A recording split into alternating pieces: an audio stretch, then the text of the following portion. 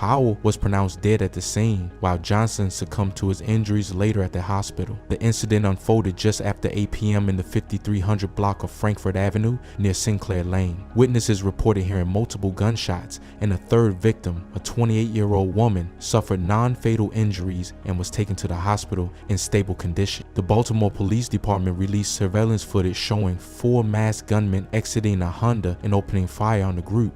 A second burst of shots rang out inside a convenience store, extending the violence beyond the parking lot. Authorities have since offered an $8,000 0-cent reward for information identifying the suspects. No arrests have been made, and police have cited no confirmed connections to the Bunny Ears crew.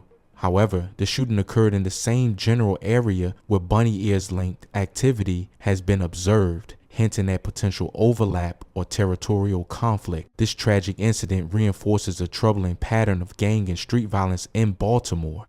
In 2021 alone, Baltimore reported over 300 homicides, one of the highest rates per capita in the U.S., many tied to highly localized crews fighting for control of southern and eastern neighborhoods. Baltimore's gang landscape is fractured. Small, insular juvenile crews like Bunny Ears, long-standing prison-affiliated groups such as the Bloods, Crips, Black Guerrilla Family, and neighborhood-based factions all engage in turf wars over drug corridors and street corners.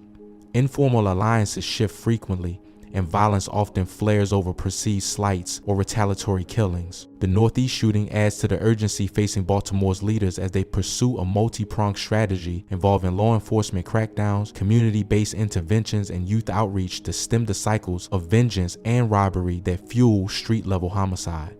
Until the suspects are brought to justice, the families of Powell and Johnson remain in limbo, waiting for closure, while the community grapples with growing fear and frustration that even a routine evening at a local shopping center can explode into deadly violence. On April 16, 2023, 31-year-old Dontre Mitchell was shot and killed on the 2900 block of Chesley Avenue in Northeast Baltimore. Baltimore police say he was ambushed around 8:30 a.m. A masked gunman jumped from a red vehicle and opened fire with what appeared to be a rifle. Mitchell was taken to Johns Hopkins Bayview, but succumbed to his wounds shortly after arrival. Police released surveillance footage showing the shooter fleeing and fast-tracked an $8,000 0-cent reward for tips leading to an arrest. While no formal links to the Bunny Ears crew have been publicly confirmed, the murder occurred in a corridor adjacent to territories where Bunny Ears activity has been reported. Given the proximity and timing, law enforcement and community groups are considering potential gang motives. This killing is part of a larger context. Baltimore's homicide rate, though